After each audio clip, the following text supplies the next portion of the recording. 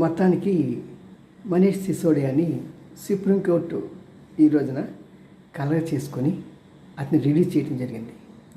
17 నెలల పాటు అతన్ని నిర్బంధించి కనీసం ఛార్జ్ షీట్ ఫైల్ చేయలేని ఈ ప్రభుత్వం అతన్ని ఇలాగా బందీగా చేసి రాజకీయం పబ్బం గడుపుకోవాలనుకున్నారు.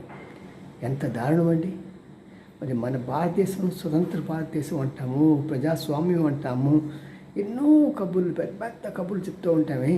అలాంటి మనం మరి ఒక వ్యక్తిని తన యొక్క ప్రతి ఒక్క హక్కుని కాలు రాసి 17 నెలలు తన జీవితకాలంలో హరించి వేయటం ధర్మమా?